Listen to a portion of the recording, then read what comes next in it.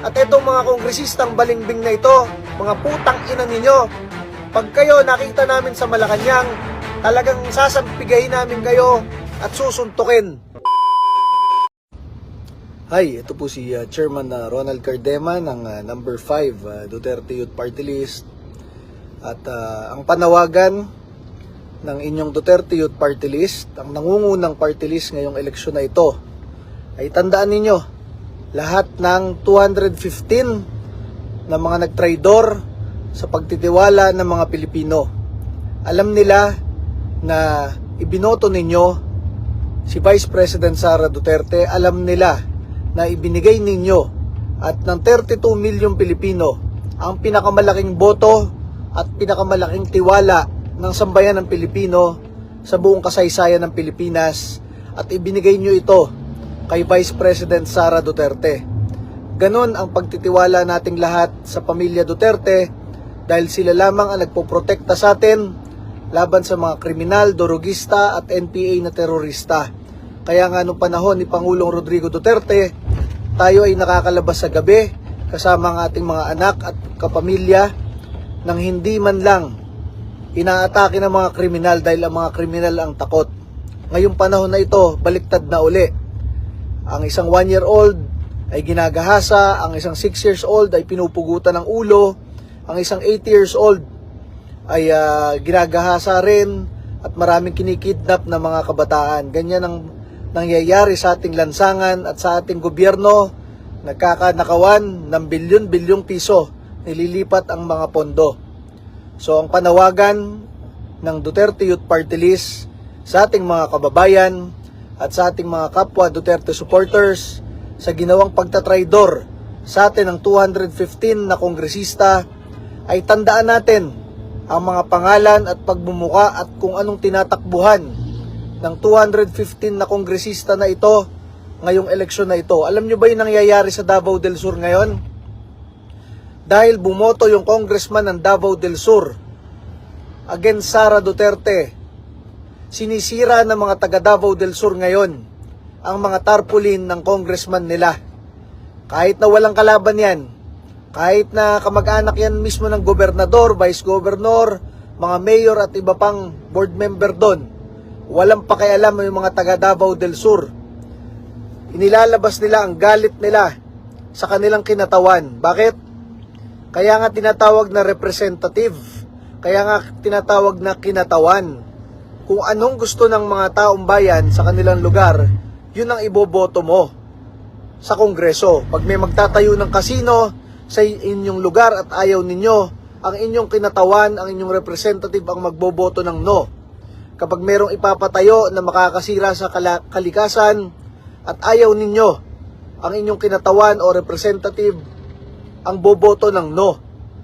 Bakit ang ating mga kinatawan sa mga distrito at mga marami pang party list ay bumoto na i-impeach si Sara Duterte na wala pang ang hearing? Hindi pa nga napapakinggan ang side ni Sara Duterte, hindi pa nga napapakinggan mismo yung mga nagrereklamo, hindi pa nga nakikita yung mga ebidensya. Etong 215 na kongresista natin ay bumoto agad, di ba? Anong sabi ng isang congressman sa Mindanao? Lord Suwan, Congressman Lord Suwan, kasi galit na galit yung mga taong bayan sa kanya. Mga kababayan niya, sabi, pagpasensyahan nyo na po at pinangako naman po ni Speaker Romualdez na bibigyan tayo ng pang-ayuda para po sa boto na ito. Diba? Putang ina. Anong pakialam natin sa ayuda? Yung ayuda para yan dun sa mga panahon ng COVID na hindi nakakalabas ang mga tao at hindi nakakapagtrabaho ang mga tao. Wala tayong pakialam sa ayuda at kung magkano ang pondo at pera na binibigay sa ating mga kongresista. Ang pinapakialaman natin, yung pinagkakatiwalaan ng taong bayan, si Rodrigo Duterte na sinasabon sa Kongreso, isa nga lang ang nagtanggol Duterte Youth Party List lang. Nung sinasabon buong araw si Rodrigo Duterte, nasaan ang ating mga kongresista? Hindi na nga natin napanagot sila dahil hindi sila nagsalita kahit isa sa kanila. Ngayon, adjournment, huling araw, i-impeach nyo pa si Sara Duterte nang hindi nyo man lang narinig kung anong side ni Sara Duterte. Hindi nyo man lang pinapunta yung mga nagrereklamo at pinadala yung mga ebidensya. Basta pumirma kayo. Dahil nasa isip ninyo, okay lang yan, marami tayo. Okay lang yan, merong pondo. Okay lang yan, hindi na maalala ng tao, eleksyon na. Paalala ng Duterte Youth Party List, papanagutin natin lahat ng bumoto para i-impeach si Sara Duterte. Lahat tayong mga Duterte supporters, 32 million at lampas pa. Lahat ng mga kongresista natin na bumoto para i-impeach si Sara Duterte, unang-una, ang boto natin ay tatanggalin natin sa ating mga kongresistang yan. Kahit sila lang ang tumatakbo sa ating distrito at sa ating probinsya, hindi natin iboboto yung mga yan. Ipapakita natin yung sampal ng taong bayan. Pangalawa, baka akala nila tayong mga Duterte supporters lang ang hindi boboto sa kanila. Tayo pa ang mag-iikot sa ating mga syudad, distrito at probinsya para manawagan na hindi sila iboto. Akala nila, hindi, pabayaan mo na, hindi pansin yan. Ang dami nating mag-i-impeach kay Sara. Tatandaan natin yung mga yan at mananagot sila sa atin ngayong eleksyon na ito. Meron tayong 95 days para panagutin ang mga ito. Ikakampanya natin na mawala ang mga boto natin sa kanila. Ikakampanya natin na yung mga neutral lang na tao sa ating distrito at sa ating probinsya ay hindi rin bumoto sa kanila. Bakit? Kapag ang isang politiko, isang kongresista ay walang utang na loob, walang paninindigan, hindi man lang magpasalamat sa presidente na talagang nagsaayos ng kanilang mga probinsya at ng ating bansa, tinanggal ang mga durugista at kriminal na nambibiktima sa kanilang mga kababayan ng 6 na taon, at binigyan sila ng maraming proyekto, pantulong sa kanila at pantulong sa atin, at ngayon nagbaliktara na, babalingbing na, kakasuhan pa, iboboto pa na matanggal si Sara Duterte. Hindi na tayo nagtitimpi ngayon. Sumobra sila sa kanilang pag-impeach kay Sara Duterte. Tayo sa Duterte Youth Party List, sa buong bansa, tayo ang nangungunang party list ngayon. Magkakaroon tayo ng 3 kongresista. Ang gagawin lang, isa mangangampanya kay Sara sa Luzon, isa sa Visayas, at isa sa Mindanao ngayong 3 taon na ito para maging presidente si Sara Duterte sa tulong ninyo. At itong mga kongresistang balingbing na ito, mga putang ina ninyo, pag kayo nakita namin sa Malacanang, talagang sasampigahin namin kayo at susuntukin. Sino magpapaalala sa amin? Lahat ng inyong constituent na alam kung bumoto kayo kay Sara Duterte o hindi. 215 kayo. Hindi kakalimutan ng sambayan ng Pilipino ang inyong ginawa noong isang araw. Muli, sinasabi natin mula sa Duterte Youth Party List, lahat ng kongresista na bumoto para i-impeach si Sara Duterte nang hindi man lang dumaan sa committee sa Kongreso para mapakinggan ang mga ebidensya, pumirma na lamang, lahat yan ay tatanggalan natin ang boto ng mga Duterte supporters. Pangalawa, ikakampanya pa natin sa mga neutral lang sa ating bayan, yung mga walang pakialam sa politika sa bansa, ikakampanya pa natin na huwag sila iboto. Ipapatalo natin ang karamihan sa mga yan. Wala tayong pakialam kung sila lang ang kandidato sa ating probinsya at sa ating distrito, ipapakita pa rin natin ang galit ng taong bayan. Pangalawa, yung mga senador ng Marcos administration na yan, ipapatalo natin yan. Kahit na sila ay sikat, kahit na sila ay artista, kahit na sila ay paikot-ikot sa Senado ng ilang dekada na, ipapatalo natin yung mga yan. Kasalanan nila yan na sumama sila kay Marcos at kay Romualdez. Dahil pag nanalo yung mga yan, sila sa Senado ang mag-i-impeach kay Sara Duterte. Kaya ipapatalo natin yung mga yan. Tayo ay nananawagan sa lahat ng Duterte supporters sa buong bansa na huwag iboto lahat ng kandidato ng administrasyon sa Senado. Dahil pag nanalo yung mga yan, sila ang mag-i-impeach kay Sara Duterte sa Senado. At maliban sa 32 million na Duterte supporters, ikakampanya pa ng 32 million na Duterte supporters sa mga neutral na kababayan natin na huwag iboto ang mga balimbing na yan kung wala silang paninindigan para sa mga tumulong sa kanila sa ating bansa katulad ni Sara Duterte at Rodrigo Duterte. Wala sila lalong paninindigan sa ating ordinaryong mga Pilipino na wala naman talaga tayong ibinigay sa kanilang pera. Pangatlo, tingnan ninyo kung sino yung mga prosecutor galing Kongreso na magiging prosecutor sa impeachment. Mga kongresista yan, halos 10. Lahat yan ipapatalo natin. Dahil pag yan nanalo, sila ang magiging prosecutor. At manbabara, manggigipit kay Sara Duterte sa impeachment court.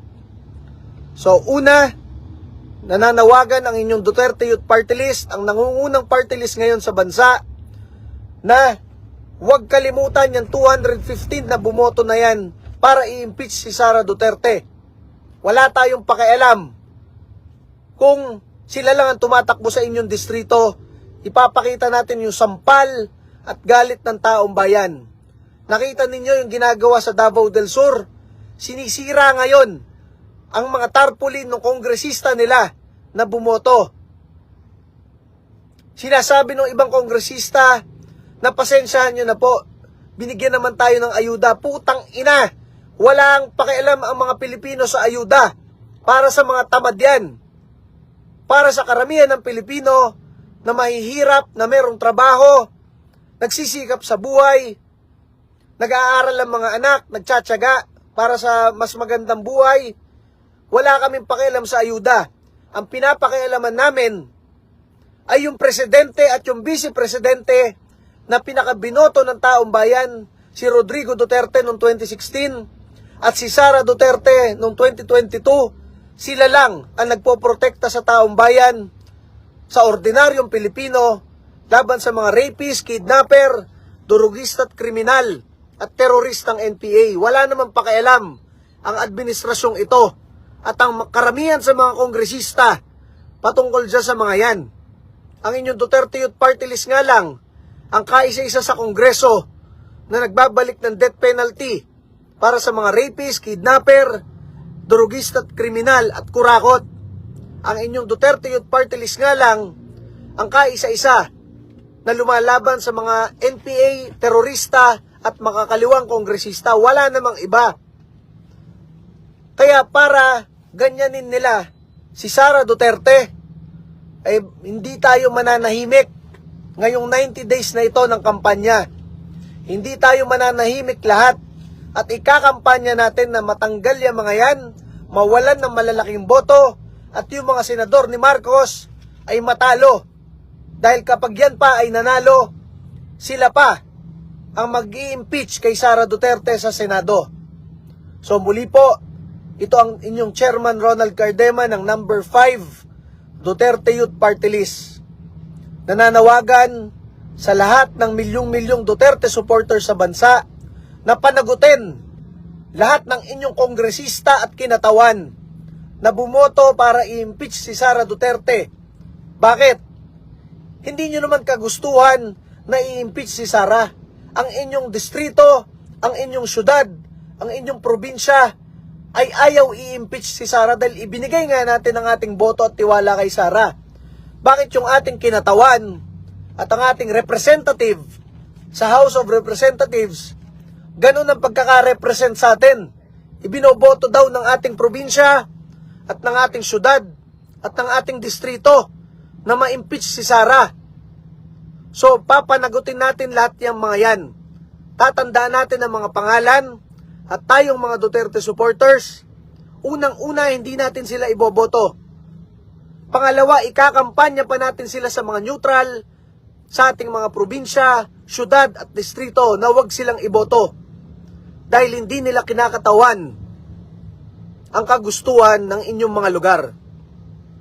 So muli po, ito po si Chairman Ronald Cardema ng inyong number 5 Duterte Youth Party List.